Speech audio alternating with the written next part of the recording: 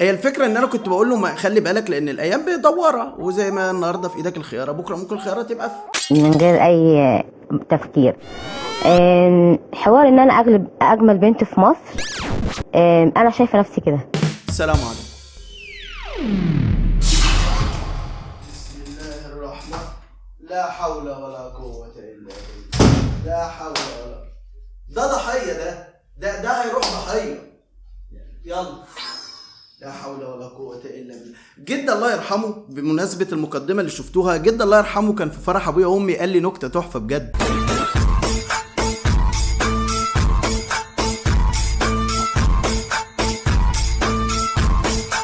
كبار اليوتيوب يا أهلا بيكم. مفاجأة، أنا عارف إنها مفاجأة إن الإنترو ده يشتغل، بس فعليا بيوحشني، وبيوحشني الدعم اللي بيبقى موجود وهو الإنترو ده موجود. يعني كل ما بنحط الإنترو ده ما شاء الله دعم، نشيل الإنترو القناة تنزل الدور الأرضي. طب ليه؟ أنا مش فاهم. فأدي الإنترو، أتمنى إنك تعمل لايك، وبالنسبة للتعليقات أتمنى إنك تعمل هاشتاج كبار اليوتيوب، عايزين نرجع زي زمان. والنهارده في مدعكة، بس قبل ما أبدأ بالمدعكة في فيديو نزل من يومين 3 تقريبا، والفيديو ده محدش فيكم شافه، انا معرفش ليه، مع انه من اجمد الفيديوهات اللي انا بعملها. هنشوف كل حاجه النهارده، بس عايزين نقرا اخر 3 تعليقات جم على الفيديو اللي فات، نشوفهم ونبدا الفيديو. المهم ان اقدمهم اللي هو كينج بيقول انا بحبك وبحترمك اخويا اللي ليا. اللي بعده جميله ثروت بتقول انت فين يا احمد؟ انا هنا، انتوا اللي مش هنا يا جميله، الفيديو اللي نزل من يومين اكبر دليل، انا اهو، انتوا فين الله اعلم. اللي بعده محمود حسين بيقول انت ليه كل فيديو بشوفك زي ما انت مش بتكبر؟ لا إله إلا الله، لا إله إلا الله، لا إله إلا الله، لا إله إلا الله، لا إله إلا الله. الله يخرب بيت. اتمنى تكون الفقره دي عجبتكم، ولو عجبتكم الفقره دي قولوا لي في التعليقات ونعملها في كل فيديو. يعني كل فيديو نجيب اخر 3 تعليقات على الفيديو اللي قبله، واكتب تعليق، ممكن يبقى تعليقك هو اخر اخر تعليق فنجيبه في الفيديو اللي بعده. ويلا بقى اقول لكم معانا ايه النهارده، بس بعد ما تعمل لايك. انا في حاجه غلط في لساني النهارده. نشوف اول حاجه اللي انتوا بعتوها على الانستجرام، وبعد كده ندخل على الفقره اللي بعدها. تقريبا معانا النهارده 3 أو 4 فقرات. ففقره الانستجرام، ملكة الجمال كله، الحب ديالي شادي.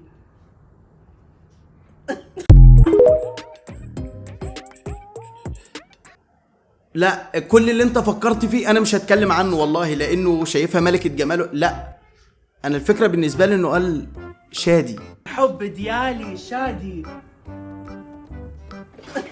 شادي نفسه مش مستوعب ان الكلام عليه والله، اللي او عليها او جماعه، وبيخلوا القصيده بدايتها حاجه عدله، يعني بلاش بدايه القصيده كفر. اللي بعده أنت عبيط يا ابني، الجزمة خبطت لي العربية. عبين ده اللي عبيط يا عم، انت اللي وقفت مره واحده. اديله دي رجوله اف ام. رجوله اف ام دي اختصار فيك مان، رجل مزيف. ليه بقى رجل مزيف وليه الرجوله هنا اف ام؟ لان واحد نزل قال لك يا عبيط يا ابني الجزمه توجعك عبيط، والجزمه عادي براند. أنت عبيط يا ابني، الجزمة خبطت لي العربية. عبين ده اللي عبيط يا عم، انت اللي وقفت مره واحده. اللي بعده الريحه دي رودي. ايه يا وجدي؟ تعملي ايه يا رودي؟ تاني يا رودي. يعني كنت باكل. حرام عليك يا رودي، اللي انت فيه ده لازم تبطليه، لا اما الموضوع هيكبر مننا. انا مش عارفه اعالج نفسي. ليه هي رودي بتاكل ايه؟ ايه الحرام اللي بيتاكل؟ انا كل معلوماتي عن الحرام انه بيتشرب. لا حرام بيتاكل. ايه القرف ده؟ الله، خدي يا عسل. اسمك ايه؟ صافي. ده انت جميله قوي وريحتك حلوه، تعالى ناكل سوا. قولي الشت، هي رودي بتاكل شعر اطفال؟ يا سلام على الذكاء. بس ايه طعمها كان جميل، دي الاكله دي تكفيني يومين. يا رودي ما قابلتيش صفي ايه؟ دي شكلها ايه صافي دي؟ عيله صغيره كده بشعر اصفر، بعتها السوبر ماركت تجيب لي حاجه ولحد دلوقتي ما رجعتش. يا خبر، لا والله ما شفتهاش خالص. ان شاء الله تلاقيها. حبيبتي يا بنتي. نهار ازرق. انا بدات استوعب حاجه ما ينفعش استوعبها. رودي بتاكل بني ادمين؟ لا اله الا الله. طب اعمل ايه دلوقتي؟ انا جعت، مفيش اي حاجه اكلها خالص. يا استاذ كنت عايزه اروح حمام بس انا بايخه مش قادره امشي. عنوان؟ طب فين العنوان ده ولا اهو ايه هنا. طب بتاكل حاجه حرام وعدتها، بتشم شعر اطفال ومشيتها، لكن بتنف بنج دي جديده يعني. والله انتوا ناس جميله يا بتوع تيك توك. ايه ده يا رودي؟ حرام عليك يا رودي، حرام عليك، انت لازم تخف من المرض اللي انت فيه ده. يا سعادة الباشا، ومن ساعة ما بنتي اختفت كل يوم في القرية واحد يختفي ومش عارفين الناس دي بتروح فين.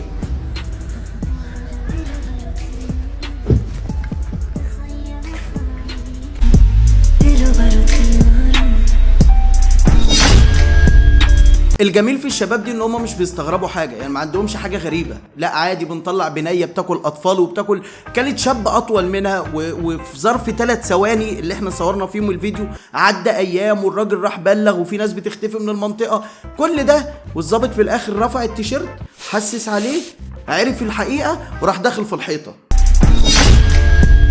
ايوه رايح فين بقى؟ دي حيطه سد ايه؟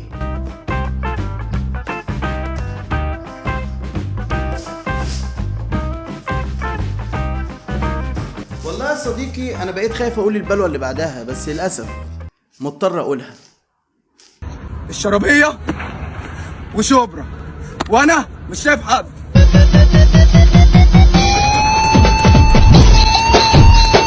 مش شايف لها. طبعا كل الاحترام لشبرا والشرابيه وهم مالهمش اي ذنب ان الابليكيشن ده خلى اي عيل يرفع الموبايل الله ويبقى عمل فيديو ويتشاف. انت هنا كنت بتقول ايه؟ وانا مش شايف حد. ودي مش مشكله خالص، انك مش شايف حد بجد مش مشكله، المشكله انك مش شامم يا اسطى.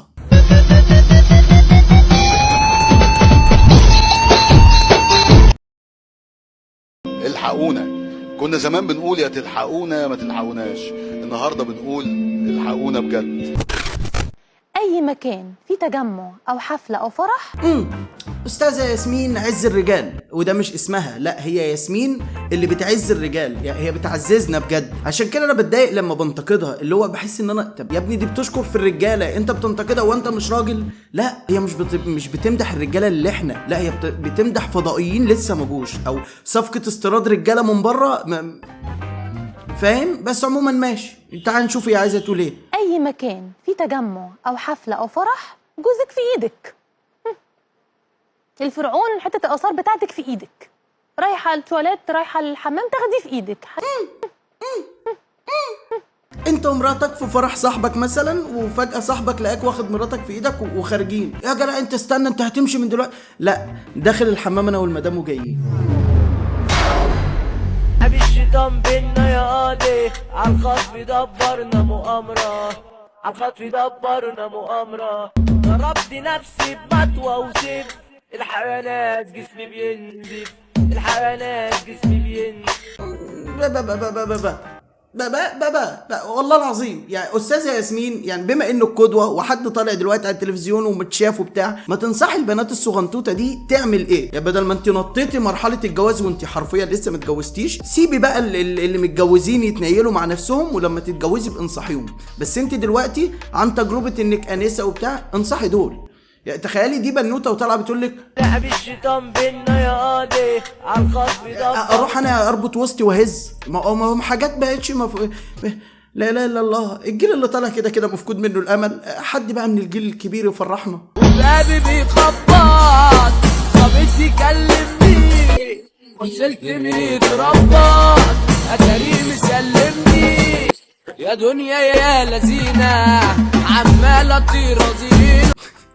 تخيل ياسمين عز شافت الفيديو ده، انت ازاي فرعونك واقف بيرقص، فرعونك واقف بيرقص وبيفرح وانت قاعده عامله له كده سربرايز ماذر.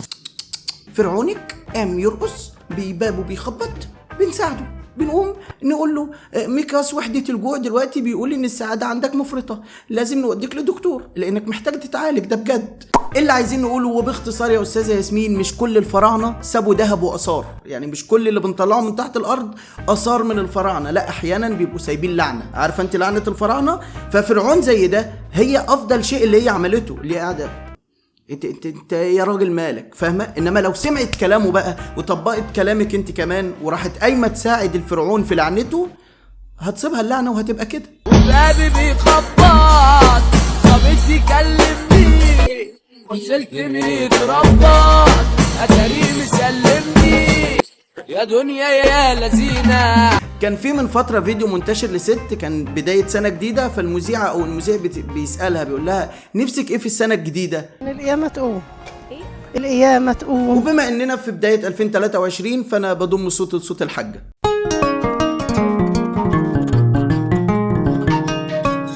فقرة فين الإيمان بقى يا صديقي هي عبارة عن ناس بيقفوا في الشارع مذيعين يعني، وبيوقف الناس ويسألهم أسئلة دينية. بس الصدفة إنه كل اللي بيقابلوهم ما شاء الله منشدين مقرئين قرآن، ودي خالص مش صدفة أو مش مشكلة بالنسبة لي. أنا مشكلتي إنه كلهم ما بيبقوش عايزين يصوروا. أستاذة بعد إذنك، بس إحنا في برنامج وعايزين نسألك سؤال، ممكن بعد إذنك؟ بس انا والله مش بحب اطلع في برامج وكده. السلام عليكم. ثانيه واحده، ازيك عامله ايه؟ احنا بنصور معلش انا مستعجله بس. طب معلش دقيقه واحده، ادينا دقيقه من وقتك. معلش انا مش عايزه اصور دلوقتي. لا بص. كابتن لو سمحت بعد اذنك، بص احنا برنامج مسابقات. هسألك 3 اسئله. انا مستعجل بس رايح درس قرآن. لا مش انا البنت اللي انت بتدور عليها اللي هي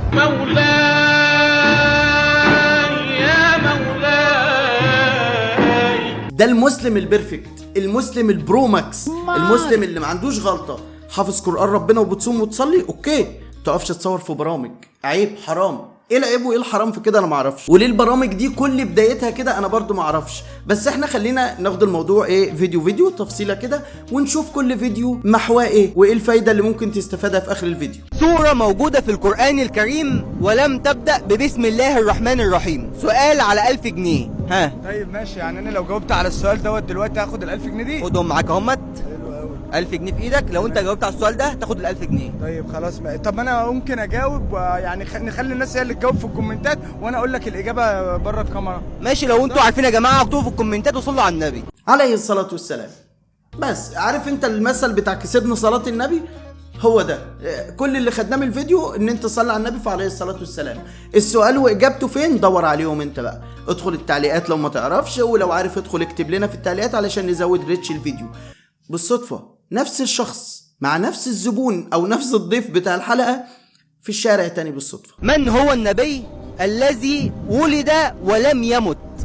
لا انت كده سؤالك غلط، انت قصدك مات ولم يولد. لا انا سؤالي صح، انا عارف انا بقول لك ايه. فعلا في نبي اتولد وما ماتش لسه، اعتقد كل الناس عارفاه، يعني سؤال سهل جدا. ايوه انا فهمت قصدك. انت قصدك على النبي اللي اتولد ولم يمت. لسه ما ماتش. ايوه السؤال ده على 1000 جنيه وانت عارفهم خدهم. على 1000 جنيه وانت عارفهم خدهم. على 1000 جنيه وانت عارفهم خدهم. تمام. النبي الذي ولد ولم يمت هو نبي الله. يؤسفنا اقول لك ان الفيديو خلص كده، يعني انا ما قطعتش حاجه ولا كده، والله هو الفيديو ده كامل متكامل. الفيديو بتاعهم حدفوا السؤال، التاني عمل انه هيجا ويخلص الفيديو، وانت بقى اقعد فكر مع نفسك ايه ده، هو مين؟ ولو انت ما تعرفش تبحث عنه وتدخل تكتب في التعليقات، واللي عارف يدخل يكتب في التعليقات يزود الريتش. طب ليه؟ مش ده الايمان يا مان والله. من هو اول من صام من الانبياء؟ يلا تاكد، جاوب يا عم قدام الناس، بس السؤال سهل جدا وكل الناس عارفاه، اكتبوا في الكومنتات دلوقتي. ها، حيوان كان قائد جيش من الجيوش لكنه رفض تنفيذ الأوامر وتم ذكره في القرآن الكريم. على فكرة سؤال سهل جدا وكل الناس عارفينه بجد والله العظيم. بصي أنا يعني إيه، هنعد لحد 5 عشان ننجز وقت الحلقة. 1 2. من هو النبي الذي ظل يدعو قومه 950 سنة؟ السؤال ده على 500 جنيه قدام الناس وكل الناس عارفاها، سؤال سهل جدا وكل الناس عارفاه، اكتبوا في الكومنتات دلوقتي. انجزي يلا قدامك 5 ثواني. استنى انا عارفه، سيبني افكر. عارفه السؤال؟ هعد معاكي 5 1 2 3. لو مش عارفه اقول الحمد لله. 4. عارفه؟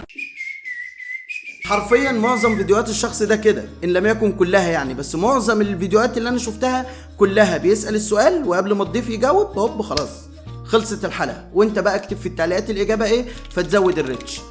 فنشوف اللي بعده. عليكم، ازي حضرتك، عامله ايه؟ كويس الحمد لله. بصي احنا بنصور برنامج على الفيسبوك وكده، ولو جاوبتي معانا الاسئله اللي هقولها لك هتكسبي 10000 جنيه، في هنا 10 وفي هنا 5. تمام؟ اغنيه بنت الجيران مين اللي مغنيها؟ امر طبيعي لما اقابل بنت محجبه لابسه واسع كده وماسكه المصحف في حضنها، اول سؤال اساله لها بنت الجيران مين اللي مغنيها. الغريبه هنا بقى ان سمعت السؤال ده قبل كده. اغنيه بنت الجيران مين اللي غناها؟ اكيد صدفه وبتحصل في اكبر العائلات طبعا. حتى هنا برضو موقف ست منقبه وبنتها محجبه وبيسالهم نفس السؤال. بس اوكي خلينا نكمل مع الشخص التاني. لا مش انا البنت اللي انت بتدور عليها اللي هي تكون عارفه اغاني وكده. يعني حضرتك انا لسه جايه من المقرأة دلوقتي، انا ضد الاغاني. صدقني يا صديقي انا والله كان نفسي يكون الكلام ده بجد، يعني كان نفسي يبقى الحاجات دي حقيقيه، لكن اكبر دليل انه مش حقيقي الفلوس اللي في ايده عباره عن رزمه ورق ولاففها بالميات طول بعرض عشان ما تبانش، لكن الكذب ملوش رجلين.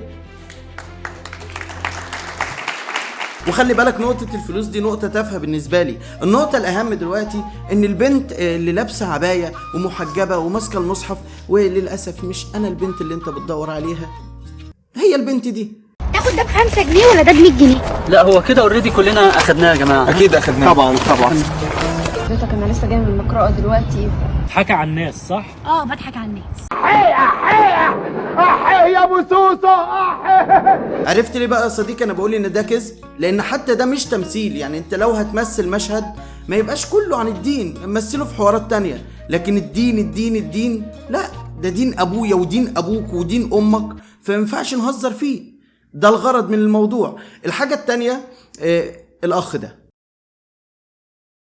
وقال فرعون ذروني أقتل موسى وليدع ربه إني أخاف أن يبدل دينكم أو أن يظهر في الأرض. من فرط اللذة وشدة الإيمان فقد الوعي لمجرد إنه سمع قرآن. أنت ملبوس ولا أنتوا في البيت بتعبدوا ديانات أخرى؟ يعني ما هو أصله قرآن، فأنت لو مسلم ومؤمن بالله قوي كده طبيعي بتسمع قرآن. إيه بقى اللي يخليك أول ما يا شباب انا دلوقتي لمحت الشاب ده في عز الشتاء ماشي لوحده. كابتن لو سمحت بعد اذنك. يعني شوف سبحان الله، الجو بيمطر والدنيا شتاء ومفيش حد في الشارع، هو نازل يعمل ايه؟ نازل يصور مع الناس في الشارع. الواد ده اكتشاف. في نهاية الفقرة يا صديقي عايز اقول حاجتين. الحاجة الاولى ان في ناس كتير من اللي هم بيجيبوهم بجد صوتهم تحفة في القرآن، بيعرفوا ينشدوا اناشيد دينية كويس، حافظين حاجات في الدين كويس جدا، يعني في حاجات حلوة بتطلع من الفيديوهات دي، بس الاصل فيها الكذب، ودي حاجة مش حلوة في انك تدخلها في الدين. وده ليه؟ لان النقطة التانية بتقول ان في ناس بتعمل فيديوهات زي دي بجد، يعني ما بيبقوش متفقين مع اللي بيقابلوهم في الشارع، ما بيكذبوش زي دول، بس انا لما هلاقي كم الكذب ده هاجي اشوف الصادق بقى اقول لا ده بيكذب زي اللي قبله وهسكرول. فلو الموضوع بيجيب مشاهدات الايام دي وشغال زي الفل، حبه الناس هتبتدي تكره الفكره مش هيتابعوها، وللاسف انتوا هتدوروا على فكره جديده تكذبوا بيها، فيبقى كده استخدمنا الدين في ان احنا نكذب مش اكتر. وعزيزي المشاهد بجد كان معانا فقره او 2 تاني، بس الصداع اللي انتابني انت ما تعرفش انا حاسس بايه دلوقتي. انا بقالي تقريبا نص ساعه بصور وانا مش شايف الكاميرا فين، فانا اسف. هننهي الحلقه لغايه كده، واوعدك ان شاء الله الجمعه الجايه يبقى في فيديو جامد. طبعا انت بتشوف الفيديو ده المفروض في نص الاسبوع. قول يا رب، قول يا رب، واشوفك الفيديو الجاي ان شاء الله. خليك كبير.